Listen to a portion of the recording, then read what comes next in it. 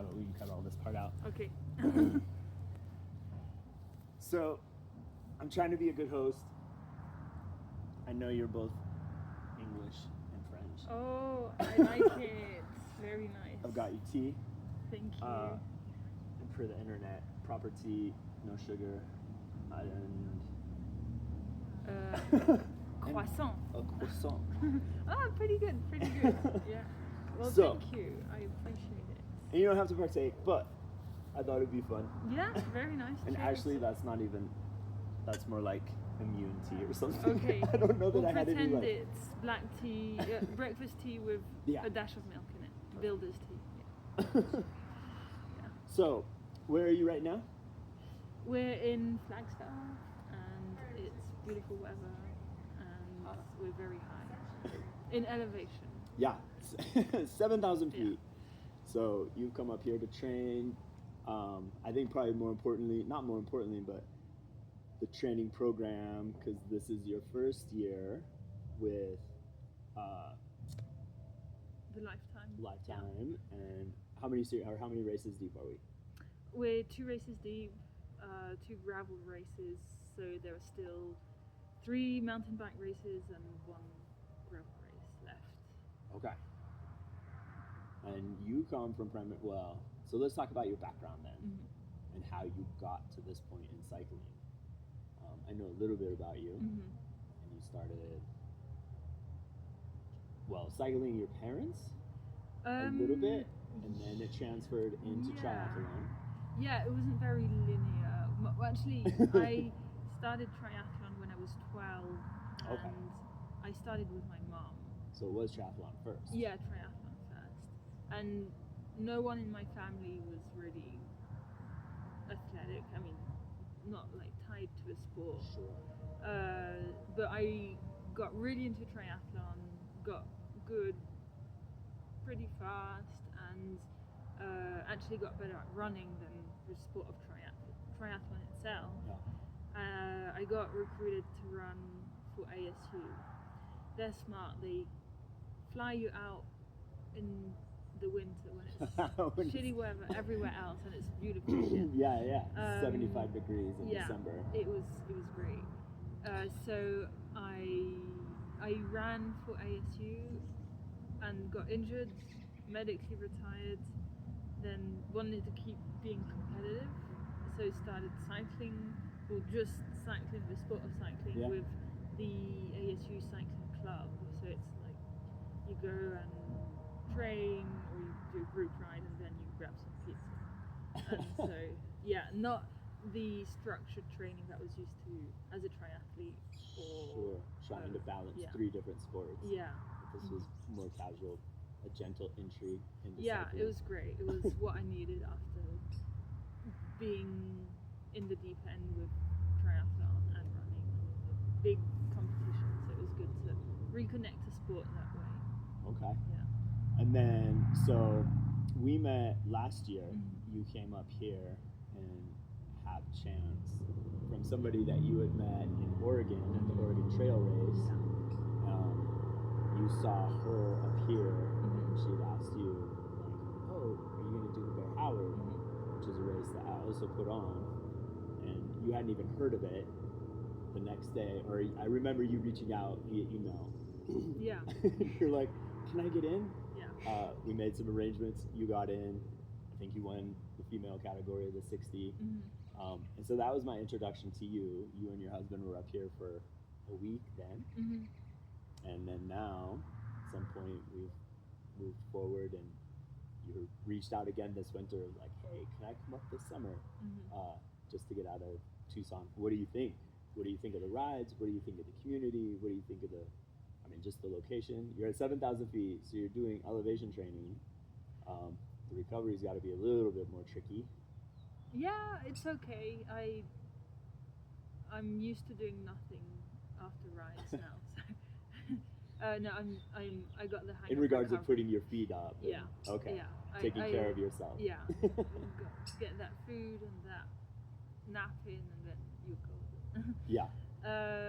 No, I love Flagstaff. I hadn't ever spent this much time here, and it's so good in terms of the riding. I've taken my gravel bike out on some great gravel roads, a bit chunky at times, but it teaches you how to ride your bike. Yeah. And then I've taken it out on some paved roads, and it's great. And I do regret not having taken my mountain bike up here because there are just to mix it up. Great trails. But for the summer, it's just great to have that option. It's 4 hours away from Tucson, 2 hours away from Phoenix. Correct. Yeah. Yeah. Sometimes we're certainly overrun on the weekends with some traffic, but again, I think highlighting the community, the people. I know you've tied in with some higher level athletes. We went on a ride or started a ride this weekend. Big group. There are 8 of us or 9 of us, all pretty higher level. So pretty easy for you to plug in. Yeah, it's great to have the option of group rides and to know that there is that very tight-knit cycling community there that you can reach out to and go ride with. It seems like any day of the week you can ride with people, whether it be mountain bike, gravel, or road. It's just great to see community around bikes here. The bike shops are great. Went there today. Oh, good. Took care of me. My bike's fine now. So. Oh, the squeak's gone away. No, it's still there, but Okay. Another problem has been solved. So another one I didn't know existed, but there you go. So let's talk even about the races and some of the races you've done. What's your favorite race so far? So far, I don't know. It's so this year or I think overall. in the US. Yeah. Let's do the US. I think That's going to be more connected. Yeah.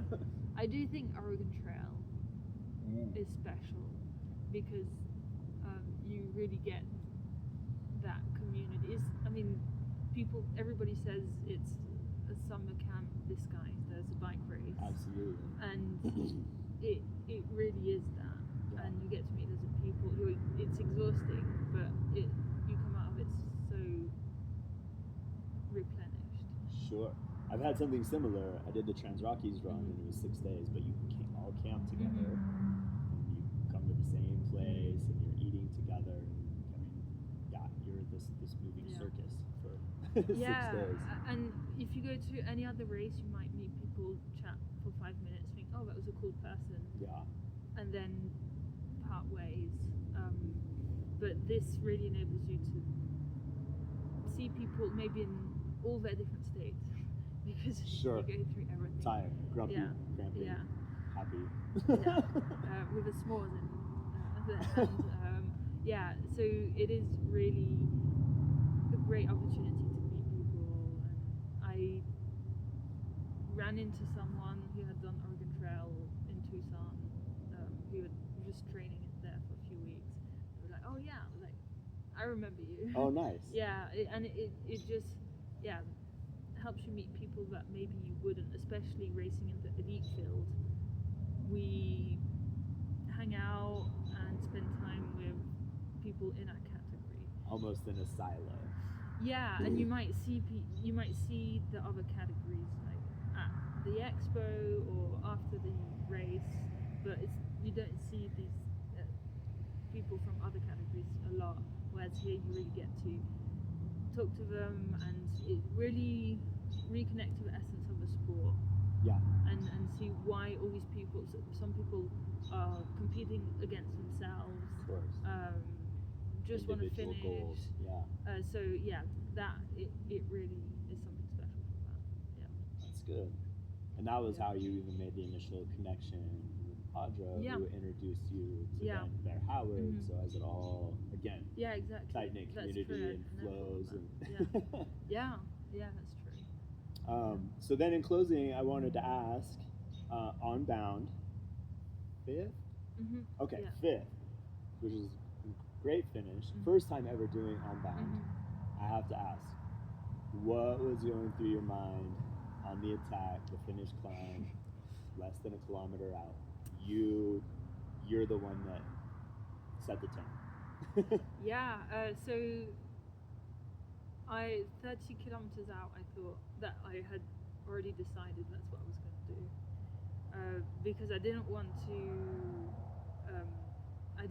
the sprint to be my only option, and I thought I would have a better kick than everyone else on the hill because I was feeling good. Everybody else too, apparently. But well, not everybody else, but yeah, but it didn't work out. But so yeah, I was approaching it and I was thinking, like, okay, this is your finish line is at the top of this hill, and then I gave it everything I had. Fun facts: I got my best 20-second power going up. so you Yeah. need a 200-mile warm-up. Exactly. I'm super diesel. Yeah. Wow. Was Yeah. there something that you saw with the other athletes that thought that that you had an advantage then? Well, I Is there thought. anything that you saw? Yeah, I was feeling good. Some of the other girls' body language was a bit. It was showing that they might have been a bit more tired. But then the last 5 miles were just soft pedaling. So Yeah. I guess everybody recovered, and I would have wanted it to be a bit harder. Sure. Yeah, there's no reason for us to make it hard because we were far back.